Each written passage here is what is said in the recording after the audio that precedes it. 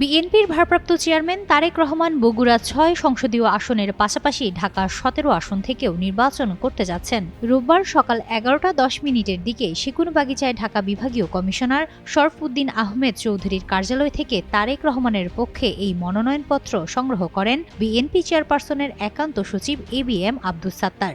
এর মধ্য দিয়েই তারেক রহমানের সরাসরি নির্বাচনে অংশগ্রহণের আনুষ্ঠানিক প্রক্রিয়া শুরু হলো। এই আসন ছেড়ে ভোলা থেকে নির্বাচন করতে যাচ্ছেন বাংলাদেশ জাতীয় পার্টির চেয়ারম্যান আন্দালিব রহমান পার্থ।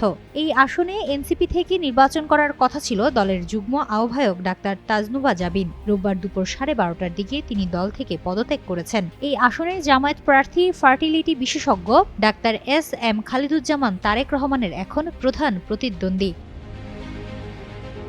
ঢাকার ২০টি আসনের মধ্যে যে ৩টি আসন বিএনপি ফাঁকা রেখেছে তার মধ্যে গুলশান বনানী বাড়িধারার মতো অভিজাত এলাকা নিয়ে গঠিত ঢাকার ১৭ আসনও রয়েছে।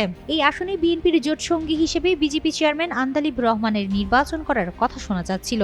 শনিবার ঢাকা ১৭ আসনের ভোটার হওয়ার আবেদন করেছেন তারেক রহমান। এর মধ্যে বিএনপির সিনিয়র নেতারা তাকে ঢাকা ১৭ আসন থেকে নির্বাচন করার জন্য অনুরোধ করেছেন। বিষয়টি জানার পর তারেক রহমানকে সম্মান জানিয়ে ভোলা ১ আসন থেকে নির্বাচন করার সিদ্ধান্ত নিয়েছেন আন্দালিব রহমান।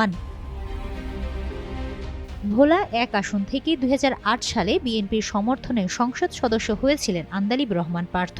তার বাবা সাবেক মন্ত্রী প্রয়াত নাজিউর রহমান মঞ্জুর এই আসনের সংসদ সদস্য ছিলেন।